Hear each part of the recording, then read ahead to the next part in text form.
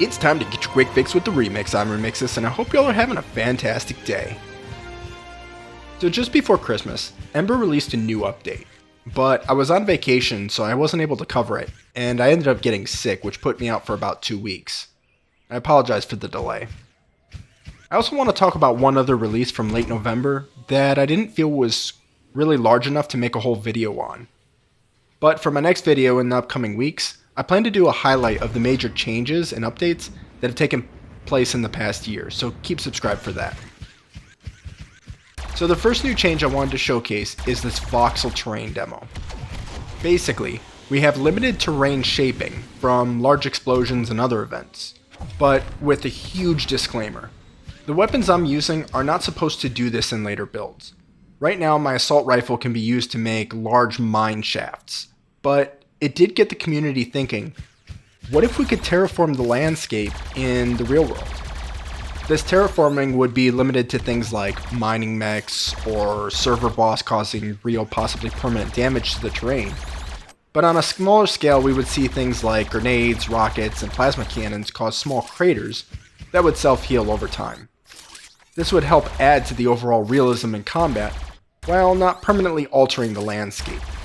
So when you're watching this, don't assume that your assault rifle is going to be able to make these large craters. It's not intended to work like that. I want to dive a little bit more into this topic though, because when I first saw it, I became very skeptical. But after listening to the devs in their chat, it became more obvious of what this would be used for. What we wouldn't want is to be able to have a giant city on top of an inaccessible column of dirt. But if new cities were to be made, we might have to have the terrain flattened a little bit in some sense.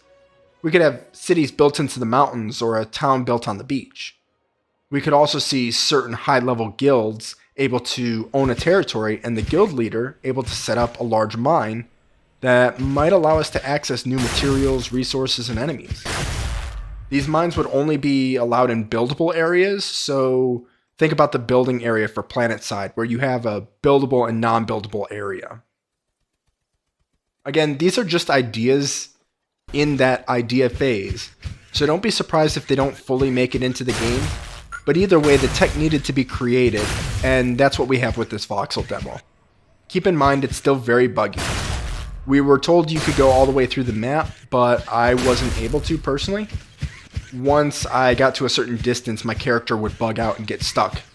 I couldn't move any further. Also, I started to go underground, and the speed of my rifle increased, so not sure what was going on there.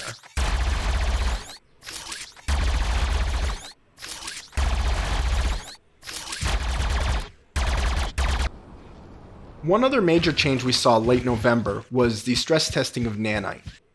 Nanite is supposed to allow map creators to use realistic terrain by creating base terrain assets you can then mix and match to give a more realistic terrain without having to shape everything by hand. Blah blah blah, I know. But basically, it helps the terrain look more realistic while using fewer assets. I'm currently using a 6900 XT, and on epic settings this pulled my FPS from a capped 144 down to 25 FPS. It also turned my recordings into a bit of a slideshow, so the footage you're seeing on screen is actually what it looked like when recording.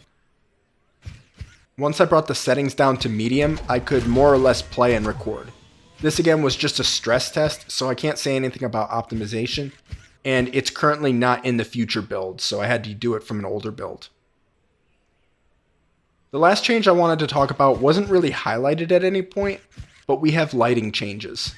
I think this is because of the Unreal 5 engine, but the lighting looks much more dynamic, so instead of having a global light, we have a more realistic light source. We also have this fog as you go into the valleys that at one point will make your character invisible.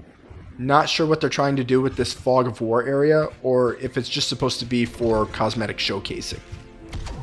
Oh, and we also have a small update showing clouds and particles when you're flying to really sell the idea of speed. Anyways, that about wraps up the recent new changes. If you enjoyed the video, please drop me a like or comment, and stay tuned for future updates. As always, keep it real and keep it on Remix.